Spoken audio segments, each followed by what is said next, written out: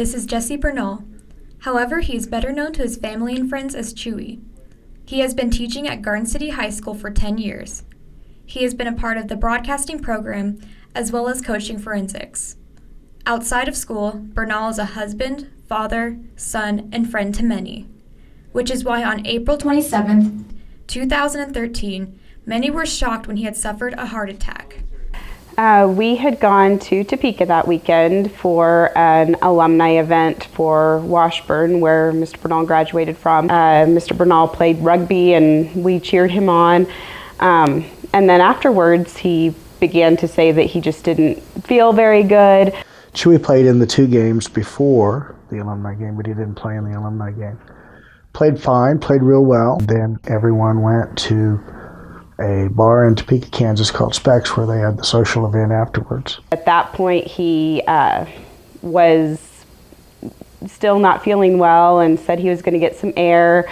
I went ahead and went in, and when Mr. Bernal came into the restaurant, he immediately fell down. I just heard a big commotion behind me, and I turned around and he was on the floor. After a call to 911, the ambulance rushed to the restaurant and he was transported to St. Francis in Topeka.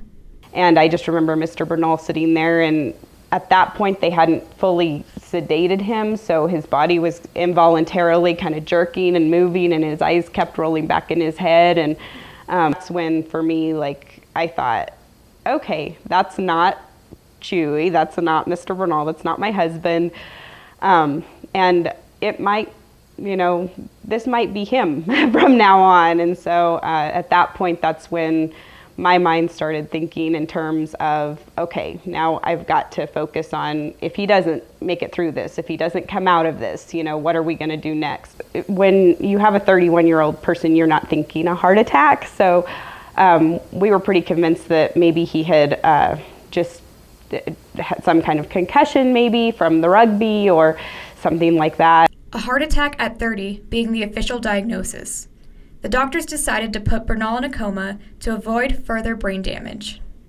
He was in a coma at a cooler temperature for supposed to be seven or so days, but he ended up not coming out of the coma for about 2 weeks. 2 weeks later, he was awake from his coma.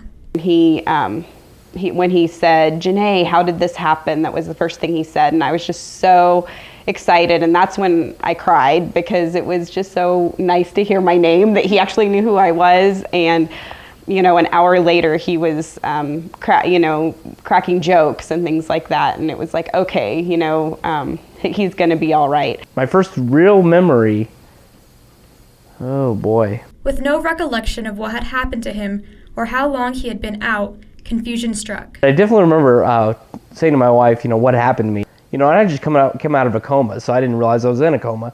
I just felt like, I'm waking up, and this happened maybe 2 days ago, or a day ago, or maybe an hour ago. I didn't really know.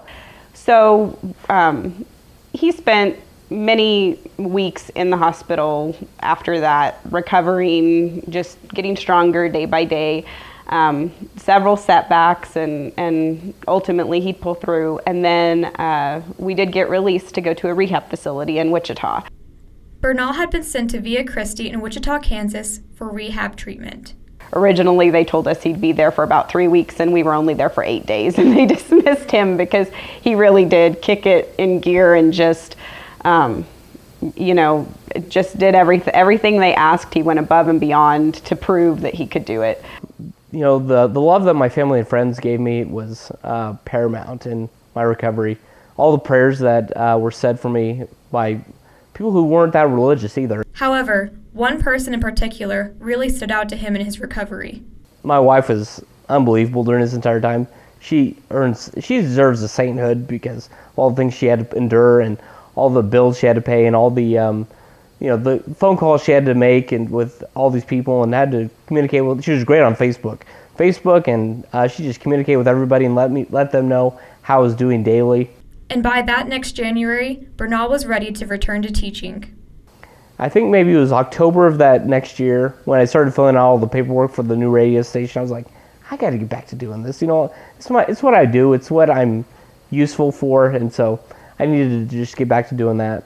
Little did he know he would be awarded for his efforts in a big way. Mr. Jesse Bernal.